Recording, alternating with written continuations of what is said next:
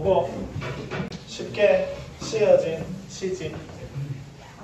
지은이 얘기 조금 이따가 하도록 하고 저번 시간에도 잠시 말씀을 드려서 알 건데 제목이 뭐라고? 만약에 처음에 그러니까 너희가 이 시에 대한 배경 지식이 윤동주 선생님에 대한 배경 지식이 없다고 생각하면 이 제목이 그렇게 평범하지는 않지. 우리가 뭐를 읽고 있는데 근데 그 시가 어떻게 쓰여졌대? 쉽게. 그러니까 시는 쓰는 거니까 이거는 문제가 없어. 그렇지? 근데 이제 문법적으로 따지고 보면 얘도 조금 해볼 거는 있거든. 시를 뭐 하다잖아. 쓰다잖아. 그리고 이 들어갔고 뭐도 들어갔지. 어디다도 들어갔지. 얘가 무슨 표현이야? 피동 표현이지. 시험에서 여기까지 나오지는 않는다 절대. 뭐 말을 하다 보니까 지금 이렇게 말이 나오게 된 건데 나오지는 않는데 피동은 행동을 뭐 하는 거잖아. 당하는 거지. 만약에 피동 표현이 아니라 일반적인 무슨 표현을 썼다면 능동 표현을 썼다면 쉽게 쓴 시라고 해야 되거든. 만약에 쉽게 쓴 시라고 했으면 이 지은이가 혹은 화자가 시를 뭐 했는데 썼는데 진짜 어떻게 쓰여졌다? 쉽게 쓰여졌다라는 걸 강조하는 게 되는 거지. 자, 근데 이걸 물론 이중피동이야. 두 번 쓰였으니까. 그래서 문법적으로 맞는 표현을 하려면 쉽게 쓰인 시라고 해야 되거든. 근데 그것도 안 하고 이중피동을 썼어. 그러면 이 시는 주체적으로 썼다라기보다는 당했다는 의미가 되거든. 근데 여기까지를 왜 안 하냐면 이래버리면 시 분석이 매우 뭐해지거든. 정말 복잡해지거든. 그럼 이 시는 주체적으로 쓴 게 아니야 막 하면서 난리 블루스가 나거든. 그래서 이런 해석은 하지 않는데 어쩌다 보니 내가 한번 하게 된 거거든. 이건 이제 대학교 가서 국문학을 뭐 하게 되면 전공을 하게 되면 윤동주 선생님의 작품을 이렇게도 분석해보고 저렇게도 분석해보고 할 때 나오는 거예요. 네? 그래서 얘는 신경 쓰지 말고 그래도 신경을 써야 되는 건 뭔데? 쉽게야. 선생님, 시가 쉽게 쓰이면 안 되는 건가요? 시를 쉽게 쓰면 안 되는 건가요? 라고 물어보면 아니지. 시를 어떻게 써도 되지. 쉽게 써도 되지. 근데 왜 쉽게 쓰였다고 이렇게 말을 했을까? 쉽게 쓰여줘도 되는 건데 그래서 왜 쉽게라고 했을까? 그 의미가 무엇일까? 라는 궁금증을 우리가 가졌겠지. 뭐가 없으면 윤동주 선생님에 대한 배경 지식과 시대적 배경에 대한 배경 지식이 없으면 그런 의문을 가졌겠지. 자, 근데 지은이가 누구야? 윤동주 선생님이고 알다시피 시대적 배경은 언제야? 알고 있잖아. 자, 그러면 뭐니까? 엄마야, 제목 쉽게 한번 의미 생각해볼까? 윤동주 선생님이야. 뭐 부끄러워. 쉽게 시가 쓰여진 게 뭐 한 거야? 부끄러운 거야. 언제야? 일제 강점기야. 시가 쉽게 쓰이면 안 되는 시기잖아. 왜요? 라고 물어보면 일제강점기라니까. 그러한 척박한 진짜 암울한 시대적 배경 속에서 시를 쓴다는 것도 조금 웃기고 조금이라고 했다 진짜 비웃는 거 절대 아니다. 시를 쓰는 행위 자체가 나쁘다라는 건 아니지만 전쟁통이야. 거기서 뭐 쓰고 있어? 시 쓰고 있어. 이게 일반적이지는 않잖아. 맞서서 뭐하고 총칼 들고 뭐하지? 싸우지. 일제강점기에도 마찬가지잖아. 그럼 일제강점기에서 시를 쓰는 게 조금은 일반적인 것에서 벗어났기는 했잖아. 하지만 그것이 대단한 의미이기는 하지만 히타 끄자. 비닐하우스 되겠다. 그리고 윤동수 선생님은 어떤 감정? 시가 쉽게 쓰여지는 게 많은 거야. 부끄러운 거야. 왜? 일제강점기 때 시가 쉽게 쓰여지면 안 되는 건데. 네? 그래서 이 작품도 역시나 뭐에 대한? 부끄러움에 대한 이야기를 하고 있는 작품이야. 아마 학교 진도상 중간고사 기말고사 둘 다 안 칠 가능성이 매우 높다. 작년에도 안 쳤고 재작년에도 안 쳤대. 너희들 학교에서. 근데 어제도 말을 했, 저번 시간에도 말을 했던 것처럼 이 작품만큼은 그래도 뭐 하고 가야지? 하고 가야지. 다 나와있지? 이 작품은 일제강점기에 지어진 시이다. 작품이 창작된 당시 시대 상황을 바탕으로 화자의 현실인식과 자아성찰적 태도, 자아성찰이 결국에는 뭐 하는 건데 스스로를 부끄러워하는 거지, 반성하는 거지. 그 다음 다 알지? 윤동수 선생님 아무런 시대를 살아가는 지식인의 고뇌와 자기 성찰 의식을 담은 작품. 안타까운 게 언제 돌아가셨노? 45년에 돌아가셨지? 강복을 한 달 앞두고 돌아가셨지. 자, 처음부터 끝까지 실면 한번 읽어볼게. 창밖에 밤비가 속살거려 육첩 방언남의 나라. 시인이란 슬픈 천명인 줄 알면서도 한 줄 시를 적어볼까. 땀녀와 사랑의 포근이 풍긴 보내주신 핫비 봉투를 받아 대학 노트를 끼고 늙은 교수의 강의 들으러 간다. 생각해보면 어릴 때 동무들 하나 둘 죄다 잃어버리고 나는 뭘 바라 나는 다만 홀로 침전하는 것일까. 인생은 살기 어렵다는데 시가 이렇게 쉽게 씌어지는 것은 부끄러운 일이다. 육첩방언함의 나라 창밖에 밤비가 속삭여버리는데 등불을 밝혀 어둠을 조금 내몰고 시대처럼 올 아침을 기다리는 최후의 나.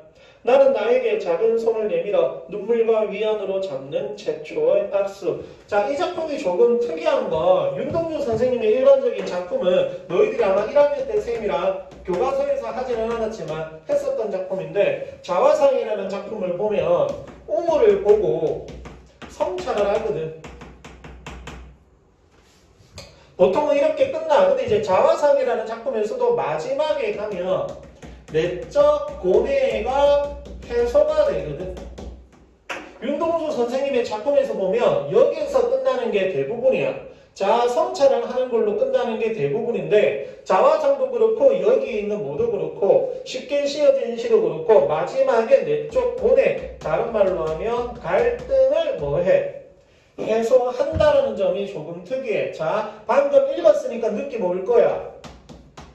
물론 이제 우물은 나오지 않지만 우물과 같은 자아 성찰의 매개체가 나오지는 않지만 성찰을 통해 내적 갈등, 고뇌가 해소되는 부분이 나왔다라는 거 느낌이 올 거야. 방금 읽었을 때.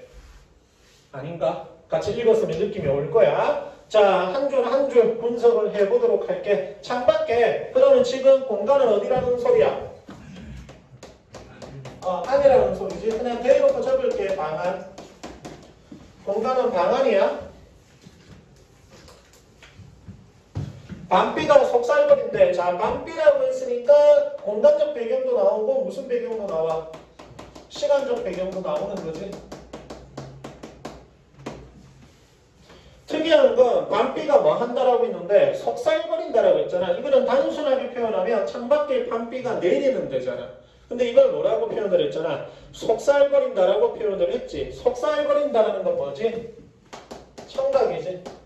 그래서 감각적 형상은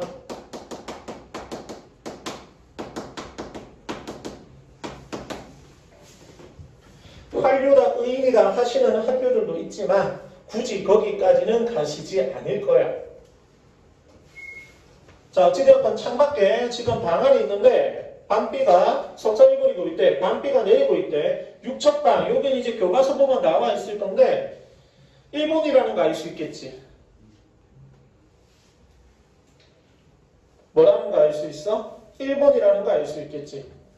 잠시만. 다시 해볼게. 조금 끊겼지. 미안. 육첩방은 그래서 어디라는 소리고 지금 있는 곳이 일본이라는 소리고 그래서 무슨 나라라고 했잖아. 남의 나라라고 했지. 그래서 나라 가지고 학교에서 또 뭐 낼 수 있냐면 명사, 시행, 종경.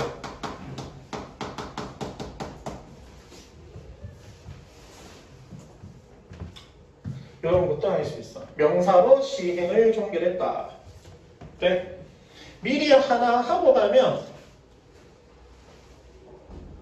여기 보면 똑같은 게 또 나오지. 육첩방은 남의 나라, 창밖에 밤비가 속살거리는데. 근데 이게 몇 년이야?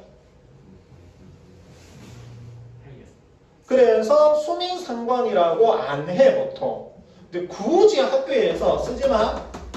변용된 수미상관이라고 하시는 선생님도 계시거든. 왜 수미상관이 아니어야 되는지는 알겠지?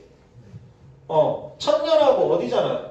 끝년이잖아. 근데 여기는 끝년이 아니라 중간에 끼어있지. 상분이 이쯤에 끼어있잖아. 그래서 수미상관이라고 조금 보기 힘들고, 그래서 앞에다가 뭐를 갖다 붙여가지고 변용됨이라는 것을 갖다 붙여가지고 하시는 경우들도 있는데, 나에게 만약에 물어본다면 야는 수미상관이라고 볼 수는 없어. 왜? 형태적 안정감도 느껴지지도 않고, 방법을 통해서 운율이 형성된 것은 맞지만 여운이 형성이 된 것도 아니고, 그래서 수미상관법의 효과 4가지 중에 2가지가 형성이 되지 않았거든. 근데 이거를 굳이 변용된 수미상관이라고 보기는 힘들어. 알고 있지? 듣고 있지? 제발 집중 좀 하세요. 꼭 참고 있어요. 지금 내가 고3들 때문에. 자, 그러면 요 이제 반복되는 게 뭔가 의도가 있을 거 아니야.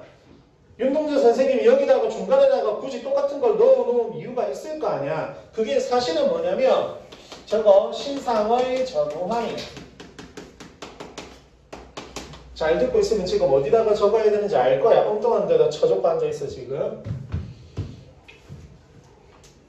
어떻게 시상이 전환이 되는지는 조금 이따가 살펴보도록 할게. 가보자. 시인이란 슬픈 천명. 자, 천명. 운명이지? 운명문적 사고방식. 이거 왜 그러면 슬픈 운명을 지냈을까? 시인이. 이거 보고 판단해야 되겠지? 아무것도 안 나와 있으면 이것만 가지고 판단을 해야 되겠지만 나와 있지 뭔가가.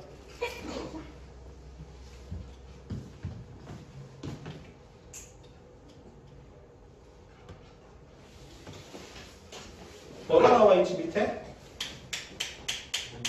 한 줄 시를 적어볼 거로 나와 있지? 그러면 화가의 슬픈 운명을 뭘 적어야 된다라는 거야? 시를 적어야 된다라는 거야. 백인지식 가지고 오는 게 맞다라고 했었다. 뭐 일제강점기야. 일제강점기 속에서 뭐를 써야 되는? 시를 써야 되는 그 운명을 슬픈 천명이라고 표현을 한 거야. 방금 말을 굳이 적지는 않을게. 다시 말을 해볼게. 일제강점 하에서 일제강점기에서 시를 써야 되는 것 자체를 슬픈 운명이라고 표현을 한 거야. 네. 그래서 뭐를 해볼까? 한 줄 시를 적어볼까? 그 다음 땀내와 사람내 포근이 풍긴. 이건 무슨 심상이야? 복합적 심상이고, 포근이 풍긴 보내주신 핫베이 봉투를 받아. 왜 그러면 핫베이 봉투에 땀내와 사랑내, 가족의 뭐가 담겨있다? 사랑이 담겨있다라는 거지. 밑에 조금 잘렸는데 대한노트를 끼고 늙은 교수의 강의를 들어간대. 무슨 교수? 늙은 교수. 그냥 이거는 뭐라고 표현을 보통 해버리냐면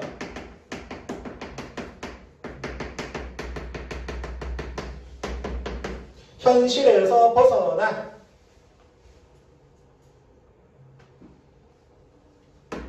학문. 쌤, 교수가 늙으면 그런 교수의 강의는 그러면 다 현실에서 벗어난 강의예요? 그건 아닌데 일반적인 해석이야. 물론 단지 늙은 교수 강의 들으러 간다라는 이 부분만 가지고 그게 논리적으로 말이 돼요 라고 하면 그래 나도 조금은 그렇기는 해. 근데 뒷부분에 나와 있는 내용과 전체적인 흐름에 보면 여기서 현실에서 벗어난 즉 현실과 일제강점하의 현실과 동떨어져 있다는 게 어느 정도 납득은 돼. 완벽하게 노답은 아닐 거야. 자, 나와 있는 건 그냥 대학 노트를 끌고 늙은 교수의 강의를 들으러 간대. 근데 왜 그게 그렇게까지 되는지, 현실에서 벗어난 학문이 되는지 한번 볼게. 생각해보면, 실적 환자가 생각해보는 거지. 생각해보면 어린 때 동무들 하나 둘 죄다 잃어버리고, 자, 시대적 배경 생각하자. 이 동무들은 잃어버렸다는 건 동무들이 죽었다 하거나 어디에 갇혔다 하거나 뭔가 문제가 있다라는 거지. 느낌 올 거야. 뭐 하다가? 독립운동하다가. 물론 시대적 배경이라든지 우리가 알고 있는 윤동주 선생님에 대한 배경 지식을 다 배제하고 보면 독립운동이라고 쓸 수는 없고 화자는 동무와 헤어졌다 이렇게밖에 해석은 못해. 근데 누구야 지은이가? 그러려니 해야 돼. 윤동주야 다른 사람도 아니고. 자 그러면 이 동무들은 뭐 한 거야? 독립운동 하다가 목숨을 잃었거나 어디에 갇혔겠지. 근데 얘는 강의 들으러 간대. 이렇게 해석하는 거야. 그러니까 이 강의는 늙은 교수의 강의는 이러한 현실과 맞지 않다라는 거지. 이렇게 해석은 되는 거야. 되나? 그 다음 나는 실적하자가 겉으로 드러나 버리지. 직접적으로 드러나지. 실적하자 겉으로 들어가고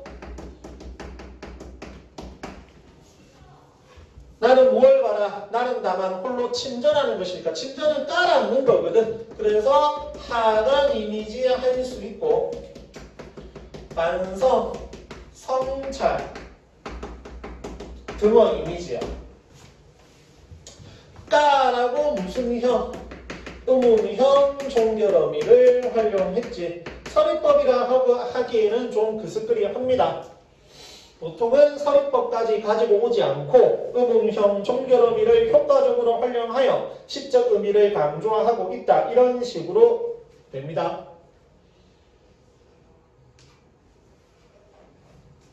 됐나?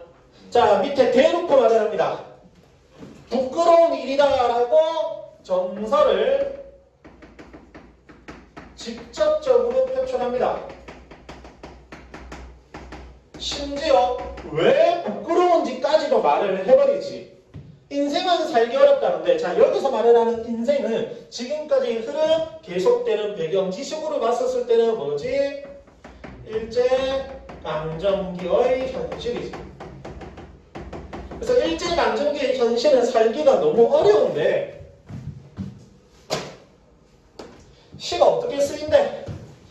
쉽게 쓰인대. 밑에 나와있지. 이렇게 시가 이렇게 쉽게 씌어지는 것은 뭐한 일이다? 부끄러운 일이다. 자 이제 시상의 전환 나올 거야. 지금까지 뭐 했는데 계속 한 글자만 적을게. 반성을 했잖아. 쉽게 말을 하면 마이너스였지. 계속 부정적인 것이었어. 자 근데 이게 뭐 할 거야? 플러스로 바뀔 거라는 소리야. 그래서 내가 아까 무슨 전환이라고 한 거야? 시상의 전환이라고 한 거야. 똑같아. 분석할 건 없어. 유첩방은 남의 나라 창밖에 반비가 속살거리는 대로 똑같아. 왜? 행의 위치만 망한 거지. 바꾼 거지. 똑같아. 등불을 밝혀 어둠을 조금 내몰고. 등불 좋은 걸까 나쁜 걸까? 좋은 거. 뭐를 조금 내몰고. 어둠. 나쁜 거. 간혹 학교에서 등불하고 어둠을 뭐라고 하냐면 명암대비라고도 해. 조금 더 풀어서 말을 하면 밝음과 어둠의 대비 이렇게 할 수도 있겠지. 자 조금 내몰고. 내모는 건 좋은 거야 나쁜 거야? 그렇지 좋은 거. 내몰고 시대처럼이라고 했으니까 무슨 거? 뭐 아침 당연히 많은 거 좋은 거. 의미 생각해보자. 왜 아침이라고 하는 원관념을 얘가 원관념이지. 아침이라고 하는 원관념을 시대라고 하는 뭐에다가 빗대었을까? 보조관념에다가 빗대었을까?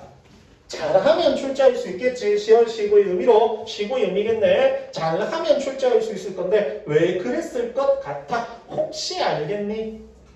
시대는 와야 되는 거잖아. 너희들이 아무리 저항을 한다 하더라도 시대는 와야 되잖아. 20대는 와야 되지. 30대는 와야 되고. 선생님도 내가 40대가 될 줄은 정말 몰랐거든. 선생님은 좀 그때 한번 얘기했었을 것 같은데 친구들을 만나거나 바깥에서 사람들 만나면 조금 철없어 보일까봐 일부러 더 말을 조금 덜 하는 경향이 조금 있어. 왜냐면 내가 그래도 40대잖아. 근데 항상 그 1년 중에 3분의 2는 10대들하고 뭐 하다 보니까 지내다 보니까 조금 사용하는 말투랑 행동들이 조금은 어려. 진짜. 철없다 뭐 이런 말은 아닌데 특히 이제 말투가 많겠지. 그래서 조금은 내가 말을 말하려고 해 줄이려고 하거든. 실제로 뭐 헐 하면서 막 이렇게 많이 하거든. 그 다음에 내 친구들 만나면 진짜 한 번씩 보고 아 늙었네라는 생각 들어. 미안한데 내 친구들을 보면 아 진짜 동네 아저씨들이야. 근데 물론 내가 뭐 젊어 보인다 이런 것까지는 아닌데 알았다. 너도 늙었다 이거지. 절대 저 시대는 막을 수가 없지. 그러면 아침도 당연히 그 시대처럼 올 거다 안 올 거다? 올 거다라는 거지. 그래서 뭐라고 할 수 있냐면 당위성이라는 말을 쓸 수 있거든. 와야만 하는 거지. 반드시 올 거라는 거지. 그것을 기다리는 최후의 날. 일단 동그라미 쳐놓고 이상적 자아. 자화상 기억이 혹이 안 날 것 같기는 한데 현실적 자아라는 게 있고 이상적 자아라는 게 있거든. 현실적 자아가 세모야. 그래서 나는 나에게 할 때 요 나가 현실적 자아야.